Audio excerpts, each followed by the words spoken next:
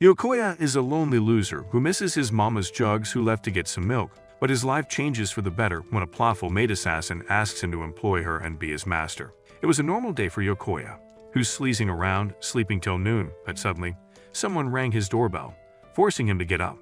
When he goes to the door on the camera, he sees a maid who looks like emo Violet Evergarden, asking him to employ her as his maid. After Yokoya lets her in, he lets her sit on his couch, gives her a drink, and starts thinking to himself that she's here either to sell his kidneys or to sell him some happy white powder. He asks her about her previous experiences as a maid, but instead, she tells him that she worked as an assassin before who targeted people who rebelled against her master, the same master that sent her here. Yokoya thinks she's joking, but after realizing she's not, Yokoya gets nervous. He asks about her boss and his relation to his family, and she starts explaining how her boss once owned a goldfish who had a baby that turned into a dog who looked for Nemo, and that guy was the friend of Yokoya's mom. Yokoya slaps her hand out of frustration, but quickly realizes he's screwed up, potentially pissing her off, so he changes the subject and asks her about her specialty method in assassinating people. Then, they go outside and she pulls out her knives, does a backflip, eats the knives accurately at the tree, and shows her specialty, which is knife throwing. She proudly smiles and explains that knife throwing is just one out of many of her abilities as an assassin. But despite having seen her amazing abilities, Yokoya tells her that he can't employ the female John Wick as his servant. While it does upset her, she understands his decision, apologizes for taking his valuable time and leaves. As she walks through the door, Yokoya falls to his knees in disbelief at what just happened. But when he looks down, he finds something. Meanwhile, the maid is walking by herself without a purpose, thinking to herself what she needs to do next. She looks back, expecting Yokoya to chase her, but gets disappointed to see no one there. However, just as she's crossing the train track, Yokoya screams out for her, with the bell in his hand, stating that she left it behind. When the maid turns around, Truck-kun is about to send Yokoya to an isekai, but she goes flying raging and saves Yokoya from his death. Unlike before, the maid looks adorable with blushes on her cheeks and Yokoya thanks her for saving him. She apologizes for saving him, stating she never saved people before and that her heart is beating fast. Yokoya hands her the bell, and she thanks him for giving it back before she leaves again. However, as she's walking away, Yokoya changes his mind and tells her that he needs her help with cleaning. Back home, Yokoya is in shock seeing all the knives she has as she's unpacking her stuff. While the maid is blabbing about how her knives could have stopped the rumbling, Yokoya stops her and tells her he needs her to clean his trash, not cleaning the streets from the 304s with daddy issues. However, she only has cleaning corpses in her mind, and Yokoya tries his best to explain that it's a different kind of cleaning and that he needs a housekeeper. She asks him if he will really hire her as long as she does his chores, and he agrees. Later, Yokoya comes back to a mess with her wet, holding a broken mop and a bucket on her head. She starts apologizing profusely and suddenly slips from the wet floor, but quickly maneuvers herself to land like Spider-Man while still having the bucket smack her head. After what he has seen, Yokoya asks her if she's actually clumsy, and she apologizes for her mistakes, while feeling ashamed of herself. Yokoya takes the bucket off her head, gives her a towel, and tells her that she can start learning from now on, with him helping alongside her. He asks her to continue, and she cutely nods. Hours later, the place is squeaky clean, and Yokoya praises her for her hard work, making her happy. Then, Yokoya sees the time, realizes it's time for dinner, and asks her if she can cook. She looks down like a poor dog, and Yokoya assures her that it's okay as he will be doing the cooking while she takes a bath. In the bathtub, the maid thinks about Yokoya while blushing, getting herself wet from the water inside out. Meanwhile, Yokoya is outside thinking out loud to himself, feeling anxious, and not knowing what to do when a playful emo maid is taking a bath just meters away from him. He gets heated thinking about the maid coming out with only wearing towels, but she comes out in full uniform, disappointing Yokoya. Then, they start dinner, and while Yokoya warns her, the maid feels confident and starts chopping the cabbages like they're human bodies. Yokoya pulls out some ramen and fried pork, and it confuses her on what fried pork is. She explains that she might eaten them before, but she has never been much of a foodie to care much about what she eats. The maid states that eating is only to sustain life, and flavors are not important. But Yokoya assures her that one bite of the fried pork will make her cream and release happy noises like she's in Food Wars. Yokoya feels confident in these discounts fried pork and splits it into 2 portions for himself and the maid. But he realizes that he doesn't know her name. The maid tells Yokoya that she doesn't have a name and that her master usually gives her a name. At first, he wants to name her Big Steve 9000, but chooses to give her a name later after getting some inspiration. Then they start eating, and after her first bite of the fried pork, she still thinks that she can't tell what tasty is like, triggering her memory of a dark past. But this time, she feels warm inside and tells Yokoya that his meat tastes delicious. She tells Yokoya that both the food and him as a person feel warm to her, but he doesn't hear what she says and tells her that he has prepared a room for her to stay. Yokoya tells her that he prepared the room beautifully just for her, and after hearing this, she remembers an ever darker past of her bathing in blood. But unlike those times, she wants her new master to treat her with care. Yokoya notices her pork doesn't have sauce unlike his, so he hands the sauce to put on her pork, and after she takes a bite, she feels the umami in her mouth, making her squeal out happy noises to the almighty tonkatsu sauce. Later at night, Yokoya wakes up crying at night after he had a bad dream, but then his stomach starts growling.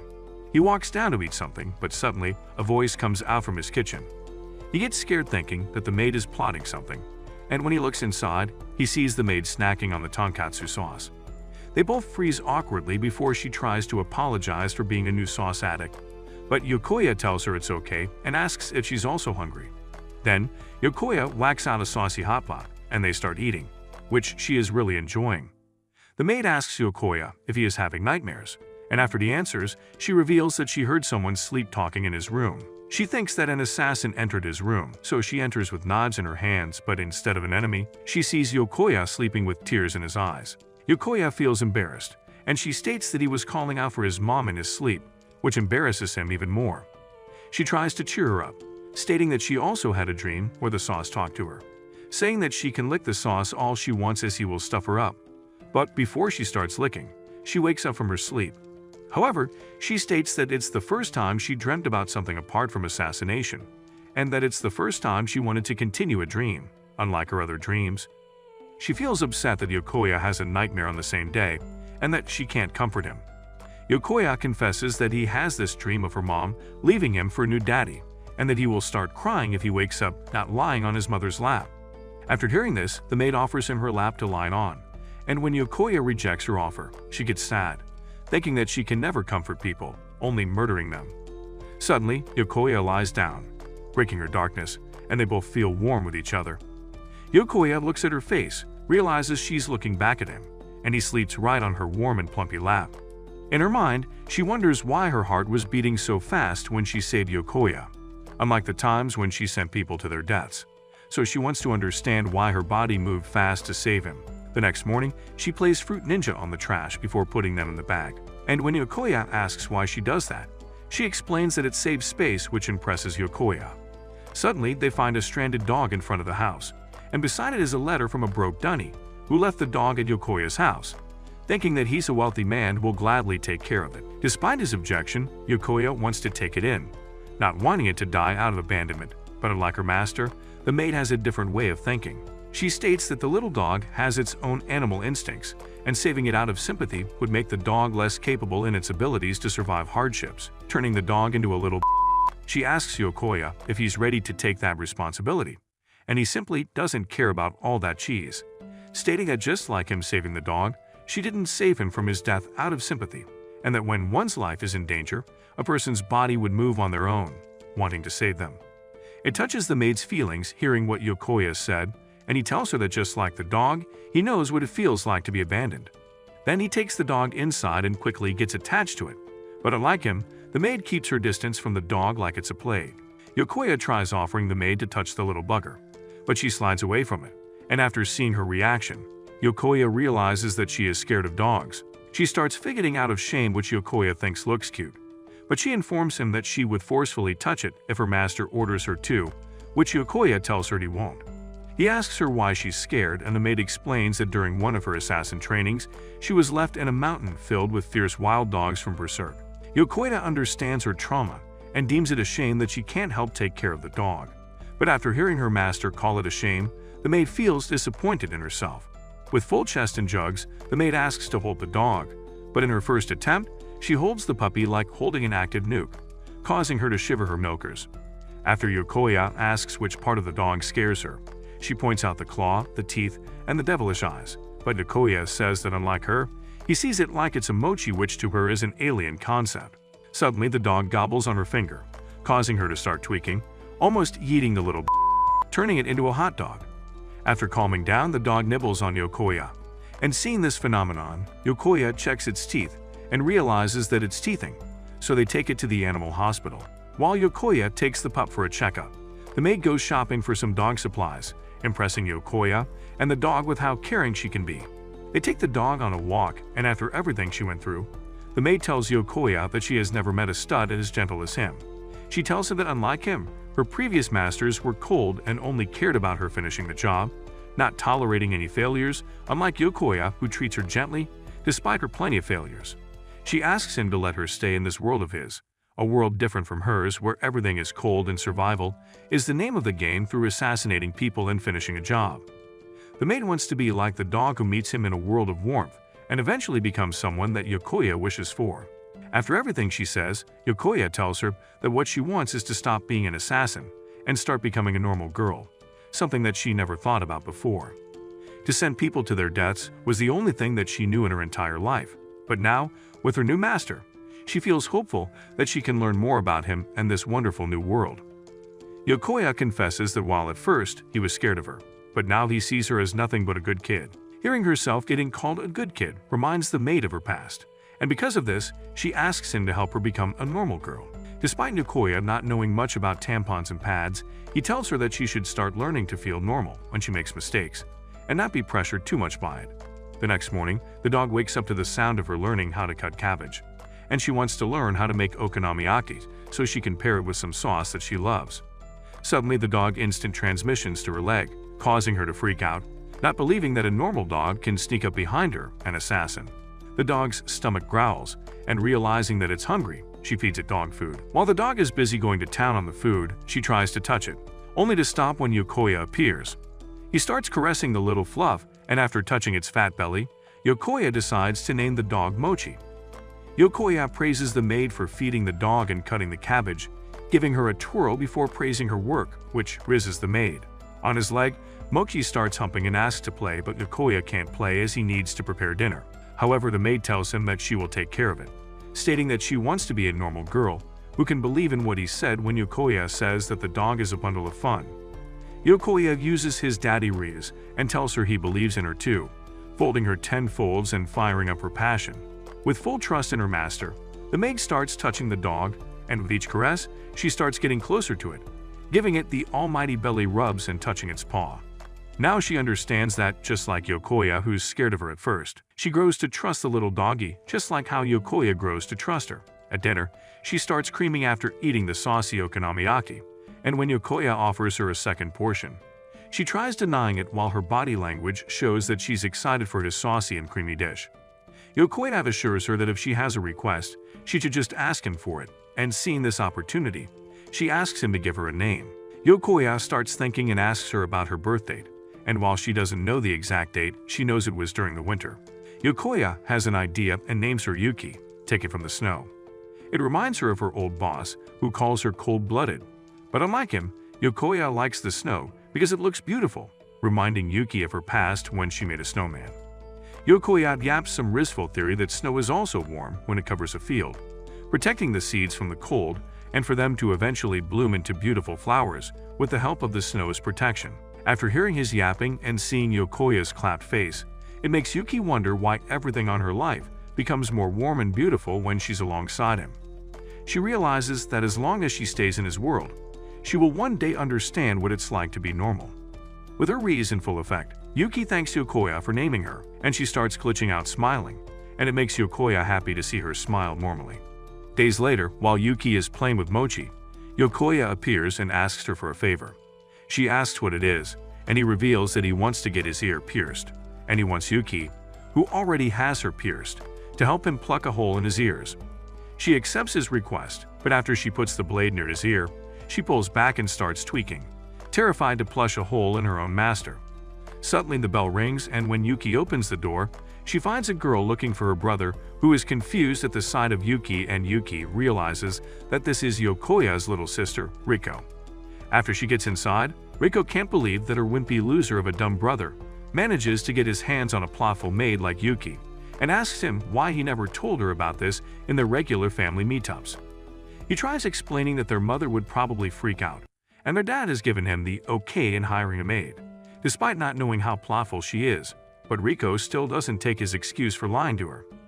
Yuki asks them why they live separately, but instead of answering, Rico starts screaming, which confuses Yuki on why this girl is so freaky. Rico tells Yuki that she's so beautiful, and Okoye explains that Rico loves beautiful people while hating ugly dudes like you viewers, hence why he doesn't want to tell her about this. Rico starts pouting while abusing her brother, but after calming down, she finds out that Yuki was named by her master Yokoya, which confuses Rico. Just then, Yuki starts yapping about how she was once a nameless assassin before Yokoya gave her a name, and this causes Rico to malfunction. However, she quickly changes her opinion into thinking it's awesome, and asks her to sign her notebook, which Yuki gladly signs, but after Yuki finishes signing her signature, it looks like deranged worms. Yuki defends herself, saying that she can speak 12 languages as she traveled a lot as an assassin, but she has never studied calligraphy, and Rico has an idea. She wants Yuki to be her summer research project, and while Yokoya objects, Rico rizzes Yuki, saying that she is the one she needs. She asks Yuki to show her assassin side, and despite her brother's reasoning, she assures him that she will reverse the story and make a maid who looks like an assassin instead. Then they go to the backyard, put an apple on top of Rico's head, and Yuki yeets a blade perfectly at the apple, almost giving Yokoya a stroke. Rico asks Yuki how many knives she has and where she puts them, and Yuki answers she has 5. However, as she's about to show the knife under her plumps, Yokoya stops her, enraging us viewers who want to see the heavenly snoo-snoo. Later, while Rico is asking Yuki more of her nonsensical questions, her stomach growls, signaling that she needs food, but she asks Yuki if she has a special dish, and Yuki says that she does. So she starts chopping up some cabbages, impressing Rico with her skills, and just serves them on a plate with nothing else, which Rico praises by saying that Poppy would love it. However, they go to a McDonald's for a bite, and there they see a poster for a fireworks festival. Yokoya tells Yuki that the festival sells saucy senpai, and she starts screaming and drooling at what he says, so they decide to go to the festival. After they arrive, Rico pulls Yuki to a shooting game booth, and while Rico is trash at it, Yuki pulls up the gun like she owns the place, but also misses. And she confesses that she's too good at shooting. At the goldfish catching game, Yuki uses Sharingan and catches a lot of fish, and when Rico asks for her secret, Yuki patiently teaches her how to do it, and the clerk praises her for being a good sister. Then, they buy the sauce senpai, which Yuki is excited about, and after she takes a bite, she almost sends a flood down her plot from how delicious it is. She starts eating it quickly, and seeing how much she enjoys it, the clerk gives her more for free, causing her to malfunction. Rico goes to buy some drinks, and when Yokoya wants to stop her, Rico assures her brother that she will be fine. While they wait for Rico to come back, Yokoya asks Yuki about her previous festival experiences, and she tells him that instead of having fun, she once had to do a mission at a festival where she stabbed a man in the back with a knife, while they both watch the firework. Yokoya is in shock, and before he says anything, the fireworks start, and Yuki is in awe of the fireworks and its beauty. Rico comes back with drinks, saying that summer festivals are the best, and with a smile on her face, Yuki agrees. Yokoya folds seeing her, and accidentally busts his drinks. Then on their way home, Rico scolds Yuki for eating too much sauce, warning her that she might become the next Nikocado avocado. Suddenly, someone screams that there's a robbery, and from behind, Motorbike-kun almost yeets Rico from life. But Yuki manages to save her in time. However, Rico starts tweaking after Yuki saved her like a princess. But Yokoya is not happy to see that their sauce is now spilled, stating that the robber should meet Ace in hell immediately. Yuki takes her master's word literally and goes full Anbu to chase down the motorbike. Being excited, Rico wants to follow her so she can see the robber's brain getting yeeted from his head. They follow Yuki, who's running on rooftops like Spider-Man, slowly leaving them behind, but Rico finds a shortcut, and they take it. After finding the robber, Yuki majestically throws her knives at him, hitting his tires, but as she approaches the robber with malicious intent, Yokoya screams out for her to stop. However, Yuki just flicks his helmet as punishment and says that she's hungry again, and Yokoya gladly says they should buy more sauce senpai. As they leave the robber traumatized, and he now wants to go to jail at his own will. After they buy the food, they go home and Riko is excited to show her class her summer project, which puzzles Yuki about what school is. Riko starts telling her how amazing schools are, stating it is a great place, which you viewers know is a scam, but she gets a sudden text from her mother who has cooked beef stew for her.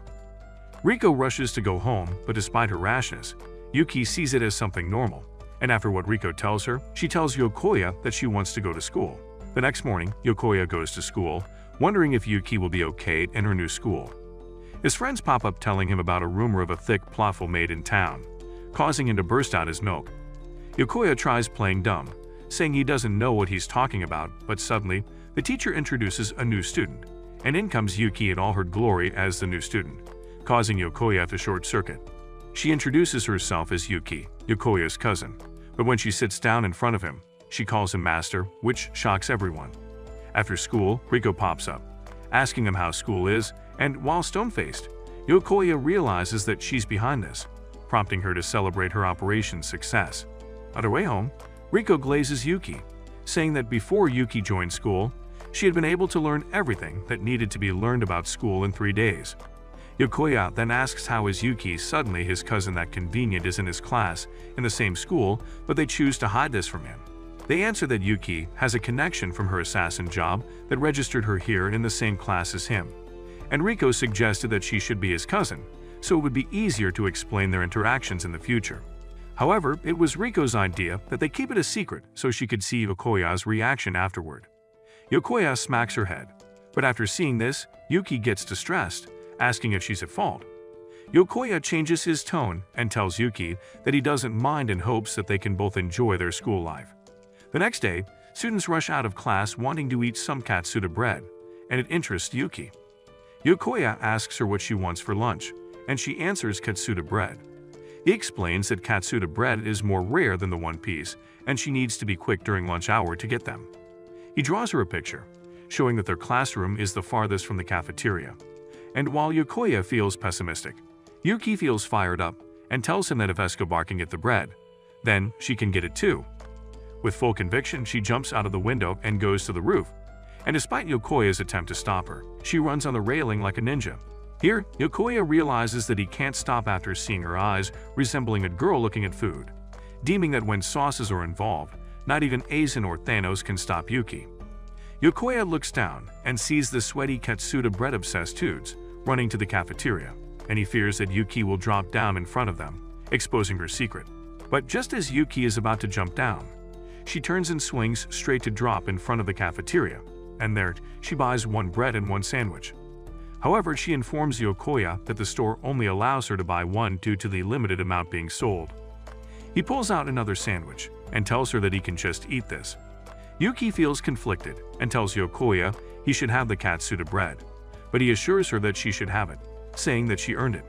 After the first bite, Yuki starts squealing out of happiness, but despite her joy, she splits the sandwich and feeds him, sharing her joy. That night, Riko announces that she's staying the night, and while Yokoya doesn't like the idea, Riko calls him out for the privilege of being able to live with Yuki and clap her every night. She adds that she always wanted a sister that she could talk about boys with so much. She even imagined him as her clapped-looking sister. Now, Riko has a great idea. If Yokoya marries Yuki, her dream will come true, especially since Riko thinks that Yuki likes him. However, Yokoya tells her that Yuki doesn't feel romance, and that days ago when she made him gammon bread, she didn't show any reaction. Though Riko is still convinced, she does think that while their mother would agree, their father would not. Yuki shows up, asking who's getting married, surprising them both with her presence. Riko tells the truth and asks her if she likes Yokoya, and she tells them that she admires him, which causes Yokoya to malfunction. Later they hang out, and Riko asks her if she wears makeup, stating that her natural face would put the Kardashians to shame. Yuki tells her she doesn't, and while Riko tells her that her face is the dream of many girls, Yuki says that her appearance has never given her any benefits in her old work. Riko thinks that, unlike Yuki, she doesn't have a pretty face, but Yuki rizzes her by saying that she likes how Riko looks, and Riko feels happy as no one ever told her this besides her parents. She asks if she can be as pretty as her, and Yuki tells her that ever since she started eating tonkatsu sauce, her skin has been clearer by the day, so offers Riko some of her tonkatsu glazed melon, which confuses Riko at first, but she ends up liking. Seeing this interaction, Yokoya thinks to himself that they're like sister, and he credits Riko for Yuki being able to adapt to normal life quickly. After seeing his thinking face, Riko calls Yokoya out, saying that he was imagining marrying Yuki so he can see this interaction every day. And while Yokoya tries to deny it, Riko asks him if he would be happy to marry someone as cute and playful as Yuki, to which Yokoya agrees, making Riko happy. While in the bushes, a cat is lurking. The next day in class, while the teacher is teaching them about how SpongeBob is a better show than Attack on Titan, he notices Yokoya sleeping and eats a chalk at him. But Yuki cuts the chalk without anyone seeing and causes Yokoya to go blind, which is not what Yuki wanted to happen. Then, Yokoya goes to the infirmary, and there he meets a plotful health teacher straight from high school DxD, Nina, who is replacing the old health teacher. After he complains about his eyes, she tells him to sit on the bed, but Yokoya feels a weird aura from her. Nita starts interrogating him about Yuki, and when he tells her that Yuki is his cousin, Nita starts laughing, stating that he looks clapped compared to Yuki. While checking his eyes, she compliments his handsome face, and after she sees that he's healthy, she suddenly locks the door. Nita turns into the doctor every man wants, pushes him down, and crawls on him, teasing him to progress the plot. But before she gobbles his glizzy, Yuki barges in and stares Nita down.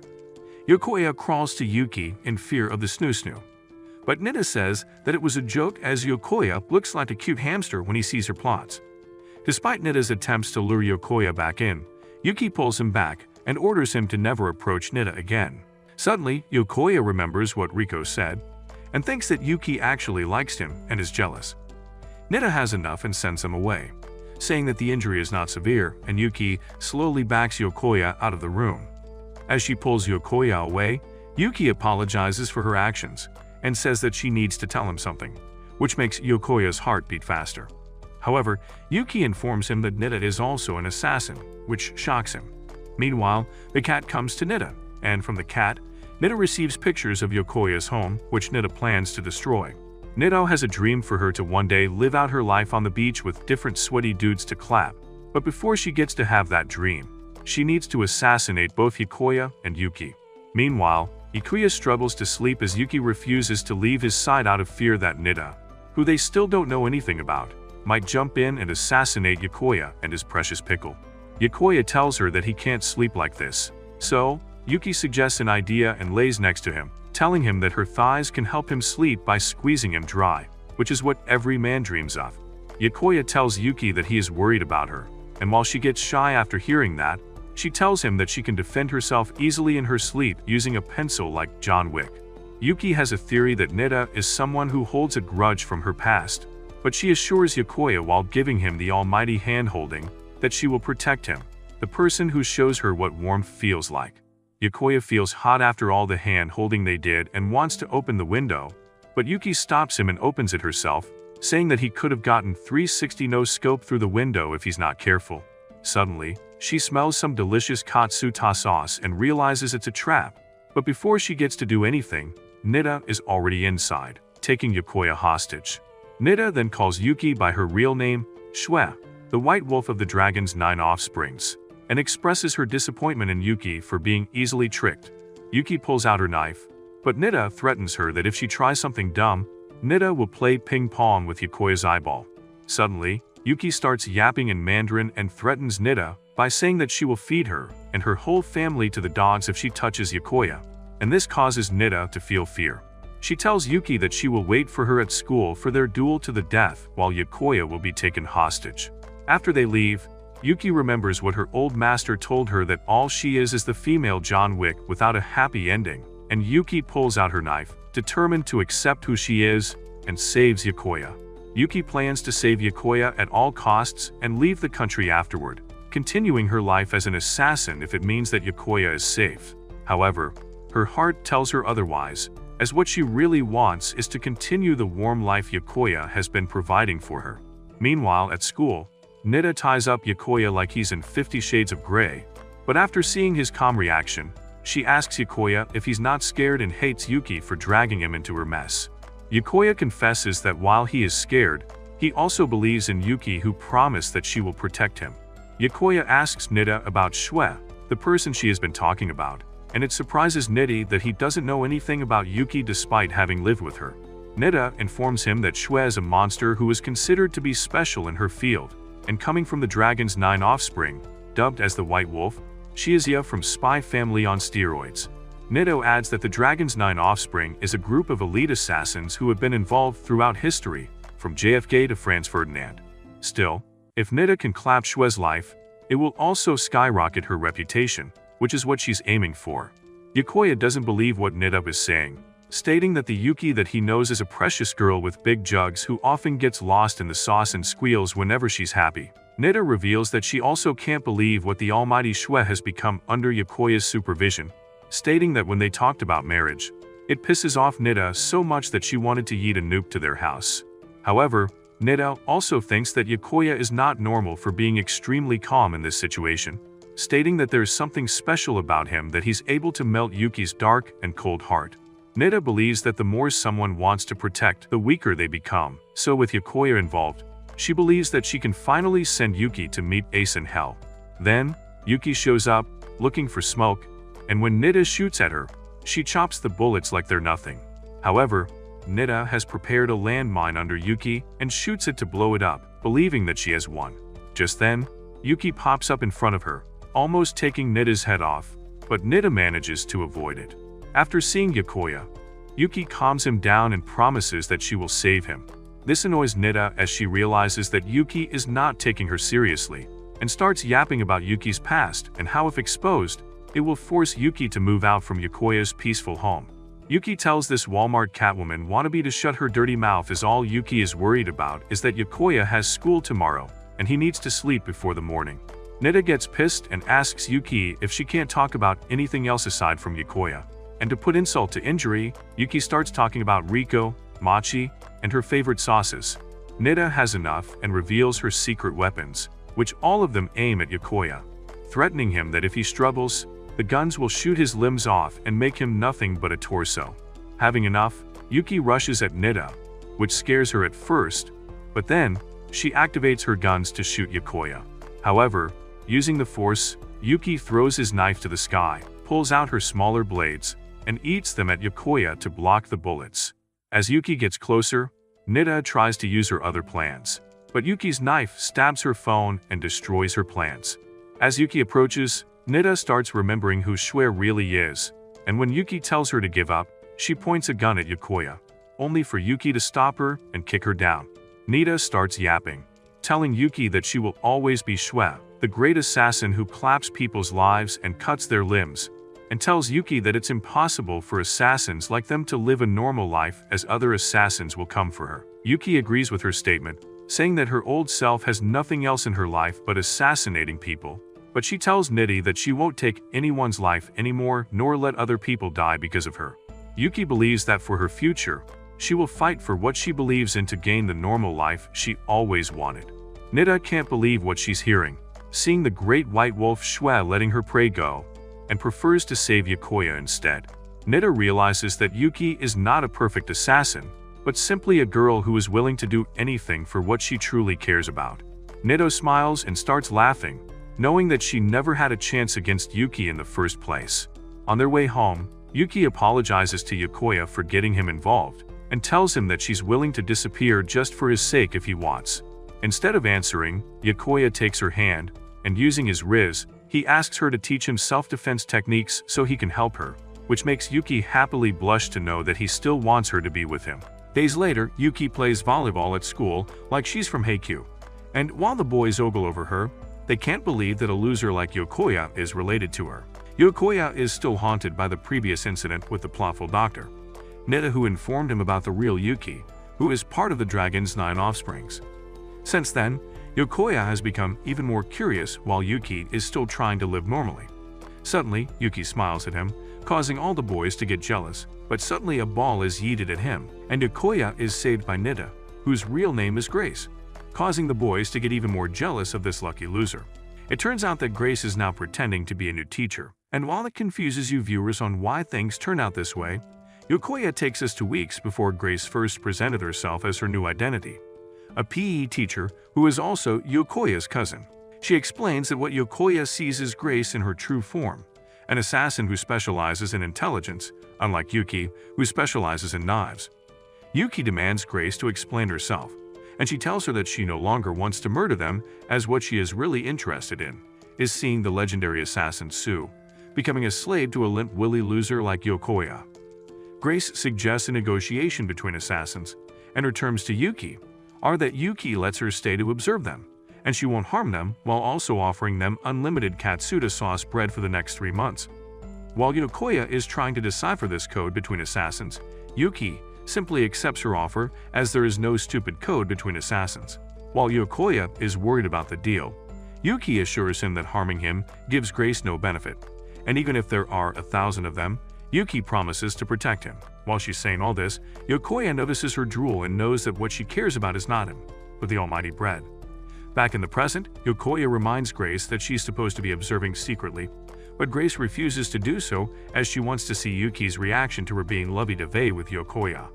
While Yuki continues to play volleyball, Grace gets even closer, teasing Yokoya that she will gobble his glizzy, but as Yuki watches, she serves the ball and yeets it strongly, almost destroying the wall. As the others are in shock, Yuki realizes how hard she hit the ball, but instead of getting scolded, the girls surround him, glazing her about how amazing her serves are. Later at lunch, Yuki expresses how embarrassed she is for what she just did, and Yokoya asks her what happened. Yuki reveals that she feels alienated after seeing Yokoya close to another assassin, and here, after Grace tells him, Yokoya realizes that Yuki is jealous. He assures her that her feelings are normal, and she feels happy. On weekend, every morning, Yuki first changes into her maid outfit and goes to do laundry, but today, after seeing how sift the towels she just washed, she feels extremely happy. Like a proud parent, Yokoya feels happy for her after seeing Yuki struggle for a whole month doing laundry where she fails again and again. Now, with Yuki successfully doing the laundry, she feels that she starts the day brilliantly. She then continues doing her chores, and when it gets to dinner, Yokoya informs her that they only have a cabbage. She imagines the cabbage chopped and served alongside katsu sauce, but Yokoya has a better idea. He goes and buys pork cutlets from his usual vendor, who is happy with his patronage, but beside him is an overly excited Yuki, who almost creams to the amount of katsuta sauce she sees. Yuki asks Yokoya if he ever felt like what she's feeling, and he tells her that he felt that way when he used to visit the Hero Theater. There, he was infatuated watching the Walmart Kamen Rider perform, and after hearing him tell this story, Yuki can somewhat relate. Yuki then watches in awe of the old dude cutting his cutlet, telling Yokoya how much of a pro this old man is, and wondering if this old man is John Wick in disguise with his cutting skills. The grandma informs them that she and her husband are the ones who created the katsuta sauce, and after hearing this, Yuki sees them as gods. Yuki thanks them, as because of them, Yuki, who never experienced and enjoyed food before, is now able to enjoy food at the highest level thanks to their sauce. With a smile on her face, she wholeheartedly thanks them for providing her happiness. The grandma tells Yuki that the reason why she's able to enjoy the sauce is because she feels the warmth of happiness.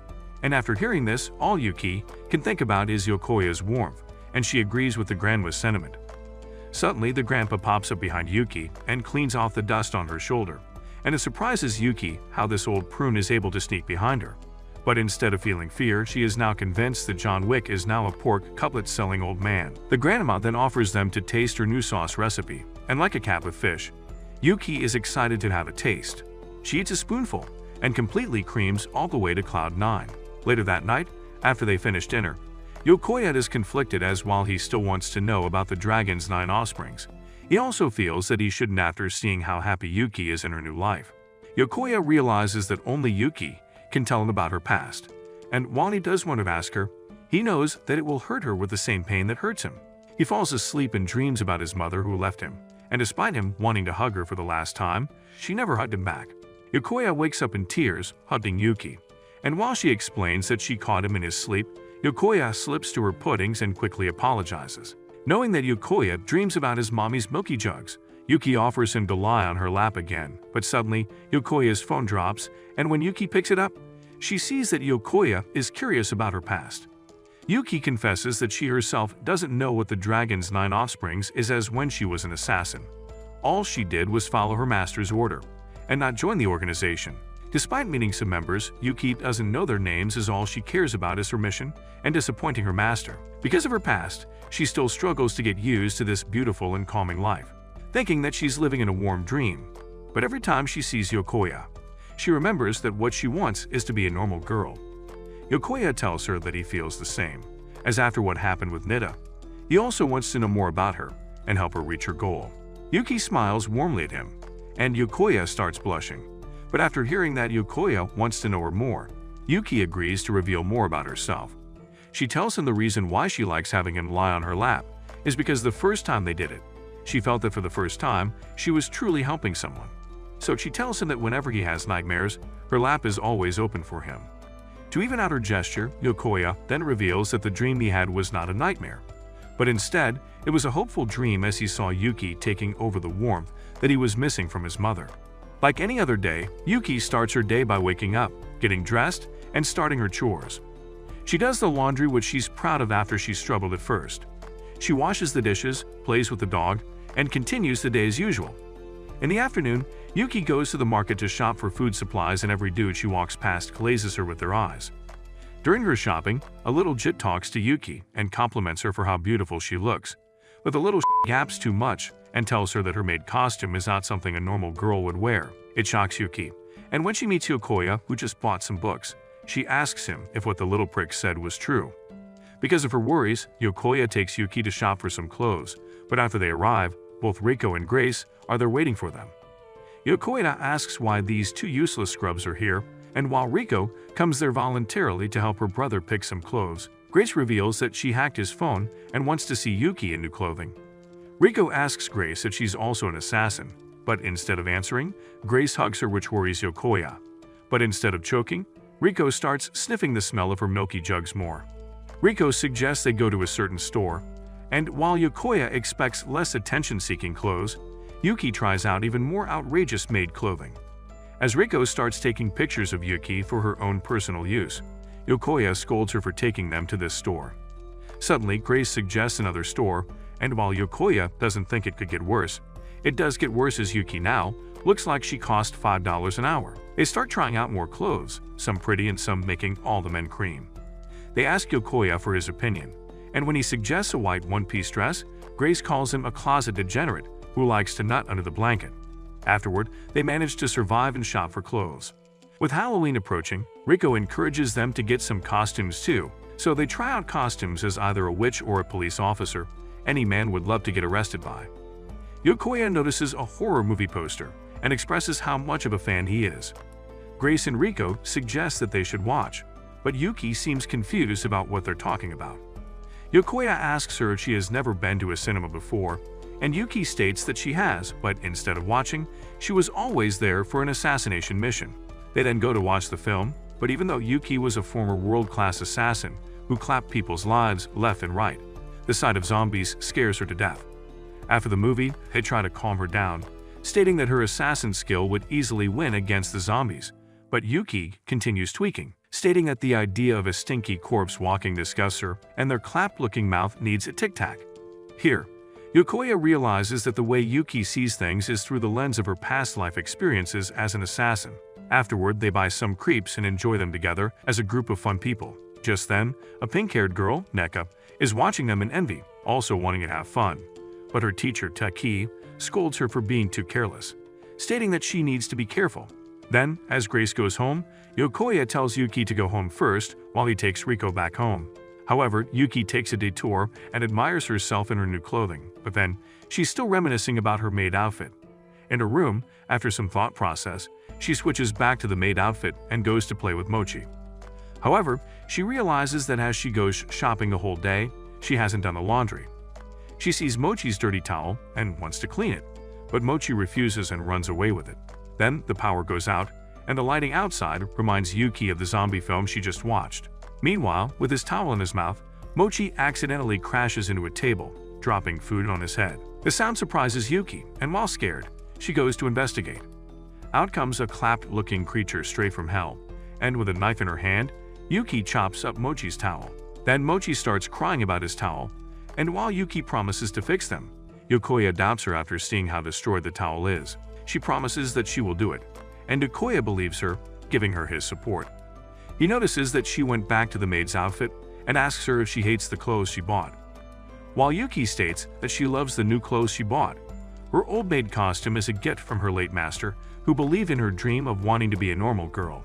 Her maid costume is the only thing Yuki has that reminds her of her old master, and she asks Yokoya if she can continue wearing it despite her not looking like a normal girl. Using his immaculate Chad-like riz, Yokoya tells Yuki that there's nothing weird about her, even if she's scared of zombies as an assassin or even wants to wear what she loves every day, her maid outfit. Yokoya assures her that even the most normal of people have some weird things that they like, and that the best thing Yuki can do is to be herself. Yuki feels happy and fuzzy after hearing that, and Mochi barks in agreement. Yokoya lifts him up and notices that the towel is the same towel they found him in.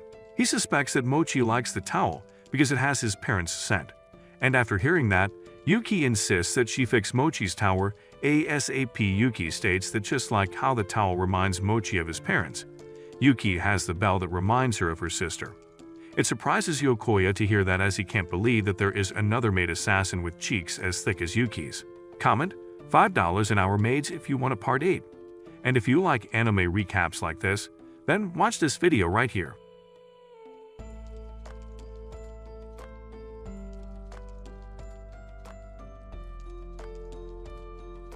Yokoya is a lonely